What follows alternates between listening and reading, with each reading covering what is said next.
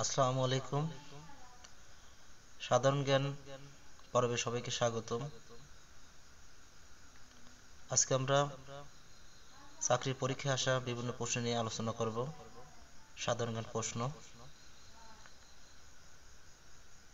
৬ দফা কর্মসূচি ঘোষণা করা হয় কত তারিখে? ৫ই ফেব্রুয়ারি ১৯৬৬ সালে। এশিয়ার দীর্ঘতম নদীর নাম কি? ইয়াংসি কিয়াং। ফরাসি বিপ্লবের সময় ফ্রান্সের রাজা কে ছিলেন? ষোড়শ লুই। মার্কিন যুক্তরাষ্ট্রের কোন অঙ্গরাজ্যটি রাশিয়ার কাছ থেকে ক্রয় করা? আলাস্কা। বাংলাদেশের সর্ববৃহৎ দ্বীপের নাম কি? ভোলা। শেখ মুজিবুর রহমানকে বঙ্গবন্ধু উপাধিতে ভূষিত করা হয় কত সালে? 23শে ফেব্রুয়ারি 1969।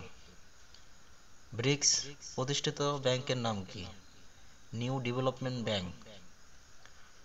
বিশ্বের প্রথম মহিলা প্রধানমন্ত্রী কোন দেশের? শ্রীলঙ্কার। সিম-এর পূর্ণরূপ কি? Subscriber identity module. রেল ইঞ্জিনের আবিষ্কারক কে? Robert Stephenson. সাদা রঙের মূল বৈশিষ্ট্য কি? সাদা রঙের মূল বৈশিষ্ট্য হল সাদা দর্শনে কোনো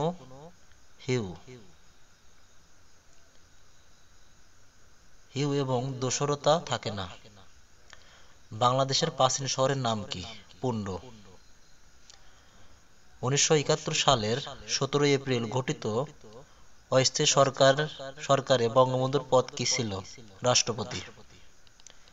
লালকেল্লা নির্মাণ করেন কে? মোগল সম্রাট শাহজাহান। নয়াদিল্লি।